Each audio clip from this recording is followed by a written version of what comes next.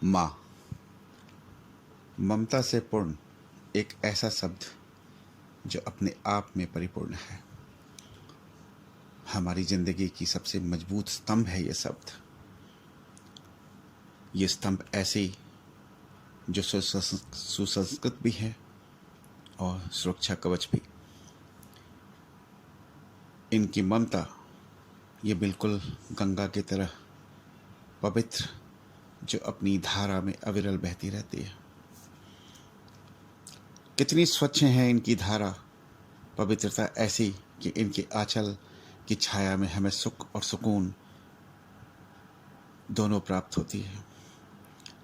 इनकी ममता के तले हमारी सारी तकलीफ़ें दूर होती हैं। इनकी महत्ता को शब्दों में बयां नहीं की जा सकती।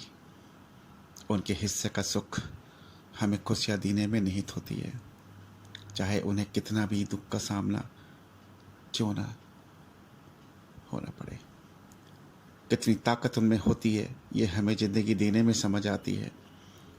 भगवान तो अदृश्य हैं, उन्हें देख सकना इंसान के बस में नहीं, पर उनकी ताकत का अंदाज़ा इस बात से लगता है कि उन्होंने देवी रूपी माँ को हमारे पास हमारी माँ के रूप में भेजा है। हम किस्मत वाले हैं जो माँ नसीब से हमारे साथ है, पर परिस्थिति तब विपरीत होती है जब हम में से किसी की माँ उनके साथ नहीं होती। जिंदगी की जंग में छोड़ के जा चुकी होती हैं। ऐसे लोगों को ममता का एहसास कम होता है, क्योंकि ममतामयी माँ का बिछड़ना ऐसे कितने एहसासों से वंचित कराती है उन्हें। वो आंचल कहाँ मिलेगी जो हमें नसीब होती है। सिर्फ उनकी महत्ता को वो सुन सकते हैं। उन्हें हमेशा उन मजबूत स्तंभ का न होने का एहसास होता है। एहसास माँ का साक्षात न होना इनकी ज़िंदगी पे असर डालते हुए आगे बढ़ती है। कितनी कठिन परिस्थिति में गुजरते हुए माँ की ममता का ना मिलना जीवन में निरस्ता भर देती है। बचपन में उनकी शिक्षा, उनके संस्कार से मरहूम होना एक कड़वापन का एहसास कराती है। जिंदगी का दो धुरी पे चलना ये नियति होती है सबके साथ, पर इनका क्या, अकेली धुरी पे आगे चलना पड़ा। वहाँ ना तो ठोकर में माँ का सहारा मिला और न ही माँ के हाथ से निवाला। ये लंबी रात बिना माँ की लोरी के साथ बिताना और सुबह आँख खुली तो उन्हें तस्वीर में यूं देखना हृदय विदारक। ये नियम सी बनती गई और कोमल मन को कठोर बनाती गई, पर माँ फिर भी याद आई, क्योंकि उन्हें एहसासों में अमर किया था। मिलना बिछड़ना ये सब उनकी लिखी तकदीरें हैं हमारी ज़िंदगी पे। और जीवन में आना और चले जाना प्रकृति की सबसे बड़ी सत्य।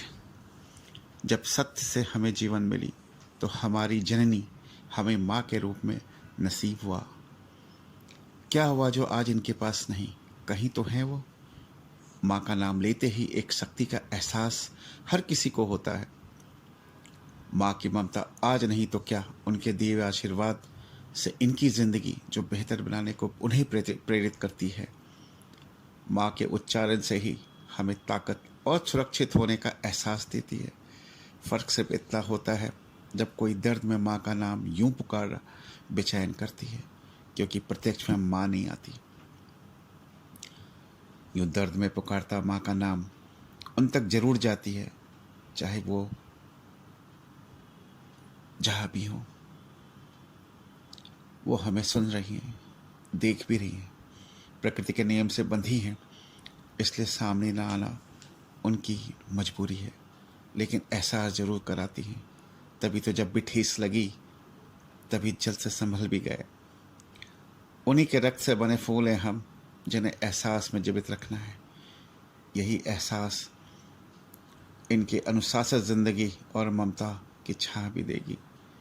जब मायूसी होती है तो मन बेचैन होती है, स्वाभाविक है। माँ याद करने से ही ये बेचैनी दूर मिटती है। इनके 4 कदम चलने में 2 कदम कभी माँ के साथ चले, ये एहसास होता है। इतने सारे अक्षर में पहला अक्षर माँ कहना इन्हें भी एहसास देता है।